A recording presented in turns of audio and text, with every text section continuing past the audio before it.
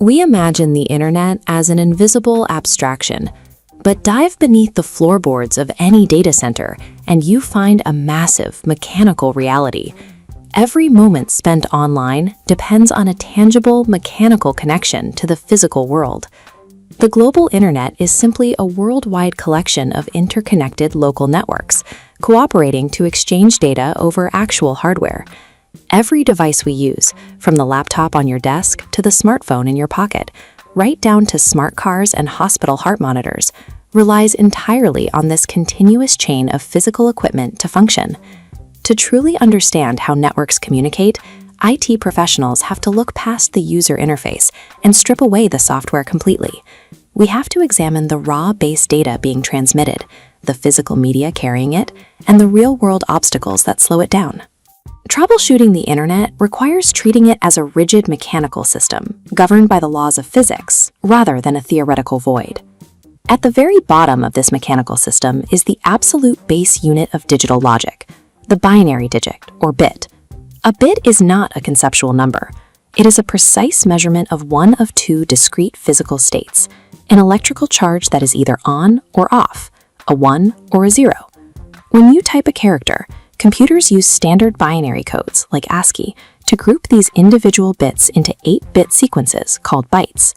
If we break those inputs apart, a capital A becomes the exact sequence 01000001, and a 9 becomes 00111101. This diagram illustrates what happens next. To cross a network, bits must be converted into physical signals. The first method relies on copper wire, translating data into pulses of electricity sent as jagged signals from machine to machine. The second method requires fiber-optic cable, converting electrical signals into pulses of light traveling down a central optical tube. Finally, devices can translate data into radio waves, broadcasting the signal directly through the air. A single message will rarely stay in one format. As it travels from source to destination, the signal is converted multiple times to cross different types of media. No matter how sophisticated a software application looks on your screen, all global data transmission strips down to these three physical phenomena. Those physical connections scale outward, starting with the simplest configurations. A small office or home office network, a SOHO, might wire together just a laptop, a printer, and a single router. Contrast that with the massive infrastructure of a corporate campus. Here, physical lines branch out, connecting thousands of individual hosts into a single unified grid. This graphic demonstrates scaling up further. The World Wide Web is millions of local grids wired together globally, and the endpoints of this network have evolved beyond desktop computers, extending directly to the mobile devices in our hands. Today, a smartwatch tracking your pulse or smart glasses projecting a display push physical data onto the network. Inside the home, everyday refrigerators, smart TVs, and gaming consoles are wired to centralized servers. Outside, industrial RFID tags, agricultural sensors in the soil, and mechanical actuators exchange data to automate real-world logistics. The global internet consists of the total physical infrastructure built to route electronic signals between this endless variety of edge devices worldwide. Getting signals across the planet requires capacity. Bandwidth is the theoretical maximum amount of data a medium can carry in a given time frame. This capacity is strictly limited by the physical properties of the medium and the governing laws of physics. We measure this theoretical pipeline in bits per second, scaling from a few thousand kilobits all the way up to billions of gigabits per second. But theoretical capacity is rarely what you experience. The actual, measured transfer of bits over a specific period is called throughput. Throughput is always lower than bandwidth. Different data types and file sizes ensure the physical flow is never perfectly smooth. The main culprit is latency. Every time a packet hits a physical barrier, like a router, it takes time to process, causing a traffic jam. Throughput is reduced even further because your network pipe isn't just carrying your files. A portion of that bandwidth is always consumed by network control messages and error correction traffic just to keep the system running. This creates a hard physical limit. In any multi-segment network, total throughput can never be faster than the slowest single link in the entire path. High bandwidth provides raw capacity, but network engineers must calculate for latency and physical bottlenecks to find the actual speed a user will experience. Let's trace a single piece of data through this physical gauntlet. Imagine an agricultural soil moisture sensor. The dirt dries out, drops below an acceptable level, and triggers an alert. Immediately, the sensor's processor translates that environmental change into a binary state, a bit. For its first physical hop, the device broadcasts that bit as a radio wave, sending it to a local monitoring station. The station receives the wave, translates it into an electrical pulse, and pushes it down a copper wire toward the local internet service provider. At the ISP, that electrical signal is converted into a pulse of light, injected into a high-bandwidth fiber-optic backbone to instantly cross the country. The fiber provides enormous capacity, but the final throughput is ultimately dictated by the processing delays of the routers it hits before logging into a centralized database. Network engineering involves mastering the physical journey of binary states across varied media to bridge our digital and physical worlds. In the digital world, every computer connected to a network that participates directly in communication is classified as a host. An isolated host has zero utility. Because network communication is the goal, data requires a destination to have any value. Scaling from a single machine to a global system requires solving three specific challenges: defining what the machines do, managing how they move data locally, and bridging across vast distances. We address these challenges through three specific layers of architecture: software-defined roles, physical infrastructure, and ISP gateways. The global internet functions as a physical hierarchy, built systematically from the host outward. Diagnosing or engineering a modern IT environment requires an understanding of how these physical and logical layers interact. The term server is often used as a label for high-end hardware, but in networking, the distinction between a server and a client is a matter of software rather than physical components. The specific software installed on a host determines the role it plays on the network. A host acts as a client when it runs software designed to request and display information, like a web browser. It acts as a server when it runs software that provides information, such as a web hosting application or an email service. This peer-to-peer or P2P application shows how a single machine performs both roles simultaneously. Each host acts as a sender and receiver. P2P networks are inexpensive and simple to set up for basic tasks, like transferring files between two directly connected computers. However, as more devices are added, P2P networks encounter performance and management issues. They lack centralized administration, have limited security protocols, and cannot scale effectively. When network traffic increases, businesses must transition to dedicated servers. As shown in this topology, a single server often runs multiple service applications, web, email, and file hosting, to support high volumes of requests from multiple client PCs. While software defines the functional role of a device, the volume of service requests determines the hardware scale required to perform that role. Once the software roles are defined, the data requires a physical medium and a designated path to reach its destination. This chart categorizes all network infrastructure. Category 1 consists of end devices, the source or destination of every message. The second category includes intermediary devices, like routers, that manage traffic logistics. The final category is network media, the physical channels facilitating transmission. No matter the size of a corporate network, its structure is a repetition of these three categories working together. A local area network, or LAN, provides internal connectivity but remains isolated from the rest of the world without a designated gateway. The Internet Service Provider, or ISP, serves as the bridge between this local infrastructure and the global internet. Tracing data out of the LAN, multiple PCs connect to an integrated router. This router acts as a switch, wireless access point, and firewall. The router passes data to the modem, which translates the signal into a format compatible with the ISP. This diagram highlights the primary physical links used to bridge this gap: cable and DSL. A digital subscriber line, or DSL, runs over telephone lines by splitting the bandwidth into three channels. One channel is reserved for voice calls, while the others provide separate pathways for uploading and downloading data. Cable internet uses the same coaxial infrastructure as television. A cable modem separates the internet data signal from the TV signals carried on the same line. This point of translation defines the network edge, where local control ends and the ISP's physical medium begins. Crossing into the local ISP is just the beginning. ISPs connect to other ISPs in a hierarchical web to ensure traffic can reach any destination globally. The internet backbone consists of a web of fiber-optic cables installed underground and under the sea to connect major metropolitan areas.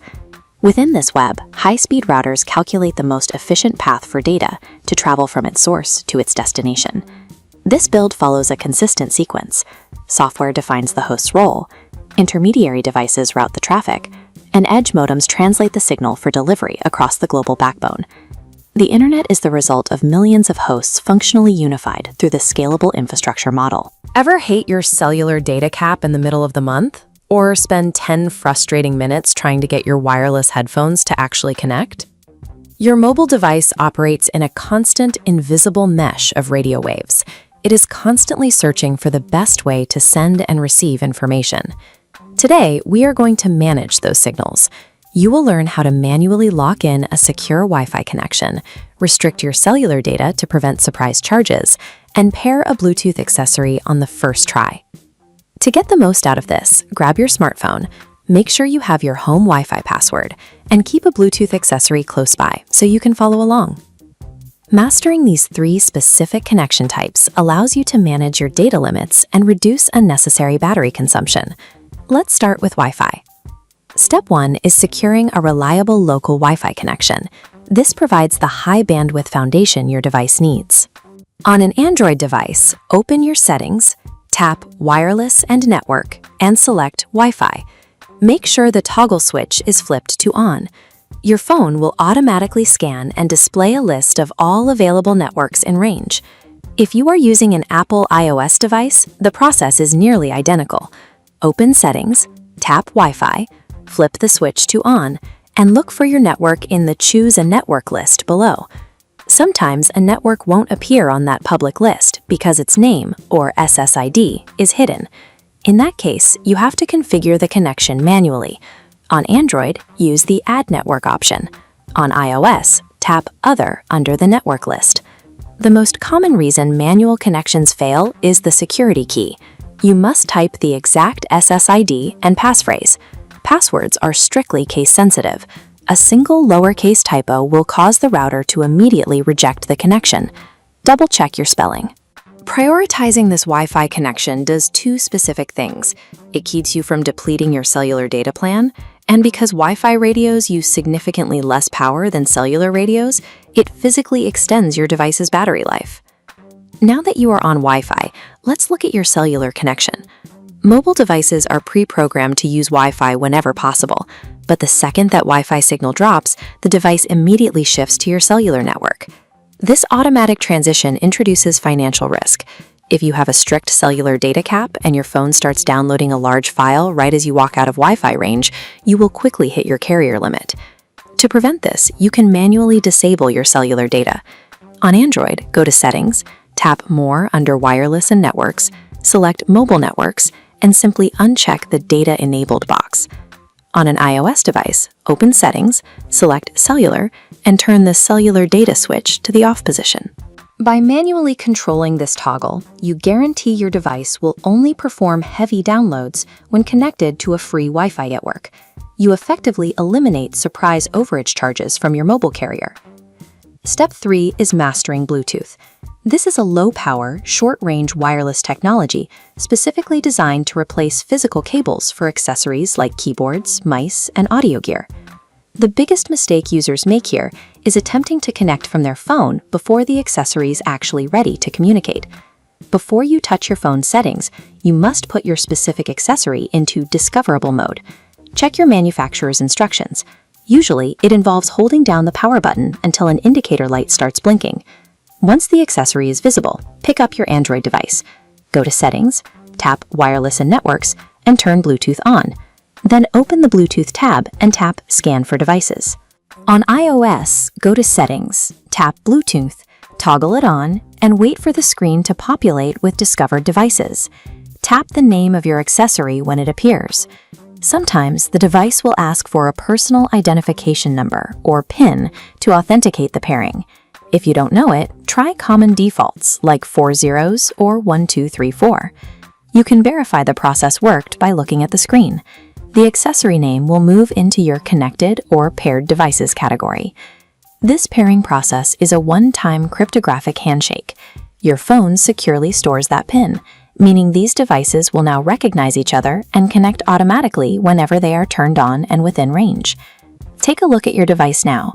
You are securely locked into a local Wi-Fi network, your cellular data is safely restricted, and your wireless headphones are successfully paired. Test all 3 settings at once. Put on your headphones, keep that cellular data switch turned off, and stream a high-quality video using your Wi-Fi connection. Keep in mind that mobile operating systems receive frequent updates, so the exact names of these menus might shift slightly over time. However, the core networking principles we just applied remain universal across all devices. You no longer have to guess why a connection failed or worry about unexpected data charges. You now have the skills to manage your Wi-Fi networks, your cellular data, and Bluetooth settings with precision. We are going to take unboxed electronics and build a secure, customized wireless network that reliably connects every home device to the internet. To begin, you need 3 pieces of hardware: an integrated wireless router, an active modem provided by your internet service provider, and a computer to perform the setup. You will also need a Category 5E unshielded twisted pair Ethernet cable. This single cable provides the direct, stable connection required to configure the router software. Step 1 is linking the internet to your home. Take the cable coming from your active modem and plug it directly into the router port specifically labeled Internet. It is crucial to recognize the difference between these inputs. The single Internet or WAN port connects your router to the outside world. The grouped Ethernet switch ports are strictly for devices existing on your internal local area network. Mixing these up will prevent your network from functioning. Now take your Category 5E cable, plug one end into the network port on your computer, and plug the other end into any of those grouped local Ethernet LAN ports on the router. With these cables seated, the physical structure of your network is complete. The router now sits exactly where it belongs, acting as the single controlled gatekeeper between the public internet and your private home network. Because your computer is now physically wired to the router, it will automatically receive an IP address from the router's internal DHCP server. This numerical assignment establishes an active line of communication between the 2 devices. Open a web browser on your computer. Type the router's default IP address, usually found in its documentation, into the address bar and press Enter to access the internal configuration utility. This chart displays where wireless LAN technologies operate along the electromagnetic spectrum. Before we configure the wireless settings, you have to choose which radio frequency bands your network will broadcast. Home networks use the unlicensed 2.4 GHz and 5 GHz frequency ranges. The 2.4 GHz band offers a distinct physical advantage. The waves are longer, giving the signal greater range and the ability to easily penetrate walls and floors. On the other side, the 5 GHz band sacrifices that extreme physical range in exchange for significantly higher data throughput. It provides much faster speeds, but requires devices to be closer to the router with fewer physical obstacles in the way. A well-designed modern home network utilizes both of these bands simultaneously. This ensures distant devices maintain a reliable connection, while high-demand devices close to the router receive maximum speed. Inside the router's configuration utility, navigate to the Basic Wireless Settings menu. This interface is where we will build the public identity of your network across both frequency bands. Every wireless device looks for a Service Set Identifier, or SSID, to know which network it belongs to. Currently, this router is broadcasting the manufacturer's default name. Click into that text field and replace the default name with a unique custom identifier of your choosing. Never include the router's brand or device model in this custom name. Wireless devices have known security weaknesses, and broadcasting your exact hardware model gives attackers a ready-made roadmap to exploit your network. Next, we must ensure all your household devices can actually communicate with the router. Wi-Fi operates on a series of evolving technical guidelines, known as the 802.11 standards. If you configure the router to only accept the newest, fastest 802.11 standards, older electronics, like an early generation smart TV or a legacy gaming console, will be entirely unable to connect to your access point. To prevent this, change the network mode on your 2.4 GHz band from auto to legacy or mixed mode. By setting the 2.4 GHz band to legacy, you guarantee older hardware maintains access to the internet, while your 5 GHz band remains free to deliver maximum speed to your newest devices. Directly beneath your network name, you will see the SSID broadcast setting. By default, it is enabled, meaning your network actively announces its presence to any device within range. A common misconception in home networking is that disabling this broadcast hides your network, creating a secure environment. This is false. Disabling the broadcast requires you to manually type the network name into every new device you own, creating friction for you.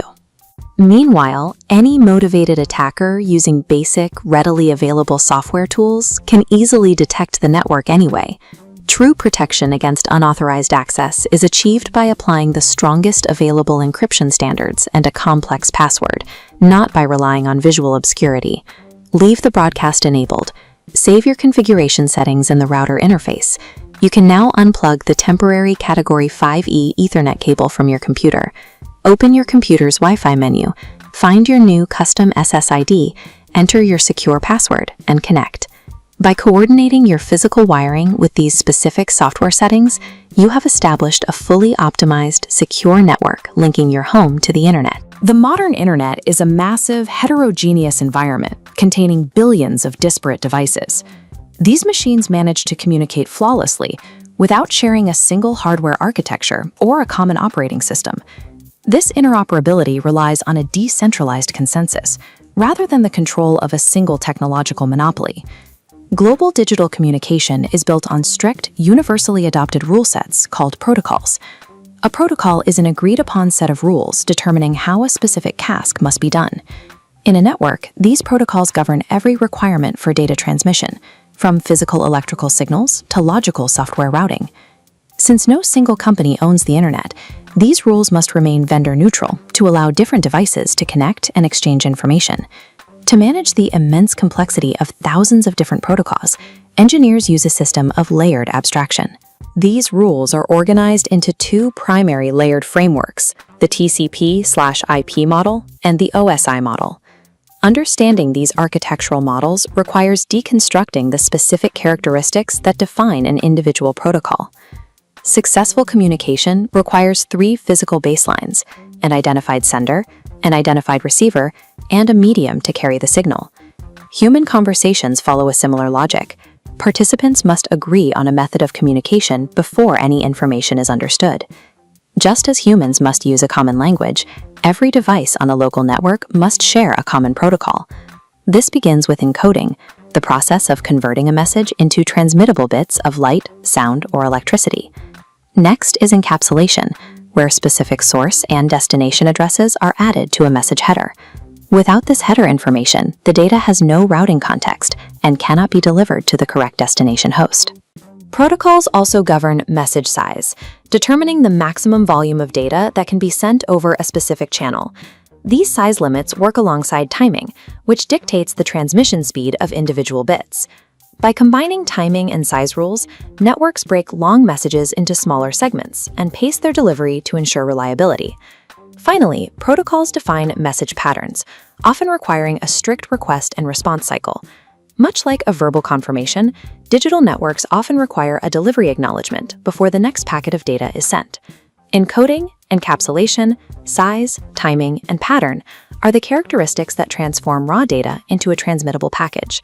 Reaching a global agreement on these precise protocol characteristics requires a standardized logistical process. An internet standard is a rule set born from comprehensive discussion, problem-solving, and testing cycles. Various international organizations, such as the IEEE and IANA, are responsible for developing and publishing these standards. The Internet Engineering Task Force, or IETF, is the primary body for managing the standards that govern the web. Their work is documented through an RFC, or Request for Comments. A numbered RFC tracks the evolution of a proposed standard from its initial draft through to its final universal approval. Without these organizations enforcing RFC standards, hardware from different manufacturers would remain isolated, unable to exchange data across proprietary boundaries. Once these individual protocols are formally approved by the community, they are organized into a functional system known as a protocol stack. A stack is a layered hierarchy where each level operates independently, depending only on the services provided by the layer directly below it. This separation of functions allows for isolated technology upgrades at one layer without breaking the entire system. This structure also allows products from different vendors to work together, provided they interface perfectly with their specific target layer. The TCP/IP model is the protocol model used for internet communications. It consists of 4 functional layers. As a protocol model, it describes the exact suite of rules currently functioning across the global internet. There is also a 7-layer framework called the OSI model, which is used as a reference model. Aligning the 7-layer OSI stack next to the TCP/IP stack reveals how these 2 different models relate to one another. A reference model describes the general functions that must occur at a layer, but does not specify exactly how those functions are accomplished. TCP/IP provides the functional reality of the internet, while the OSI model serves as the theoretical blueprint for network design and troubleshooting. If TCP/IP is the protocol suite that actually runs the internet, the continued use of the OSI model may seem redundant. This comparison illustrates the relationship between the two. The middle layers of both models correspond directly regarding addressing, routing, and data delivery. At these levels, the functional requirements for moving data across diverse networks are identical. The differences appear at the top of the stack. In the TCP/IP model, the functions of OSI layers 5, 6, and 7 are compressed into a single application layer. Software developers use the expanded OSI top layers as a granular guide to ensure applications handle data representation and dialog control correctly. Another major distinction is found at the bottom of the stack. While TCP/IP groups hardware control into one network access layer, the OSI model separates the data link from the physical layer. This provides engineers finer granularity for diagnosing hardware connections and signal transmission issues. As a data packet descends the stack, it relies on these standards at every tier, acquiring encapsulation headers as it moves toward the wire. Once the packet reaches the physical layer, it is converted into encoded bits, perfectly timed for transmission. Layered abstraction enables this global reliability. By compartmentalizing complex protocols into discrete layers, a chaotic hardware landscape functions as a unified, predictable system.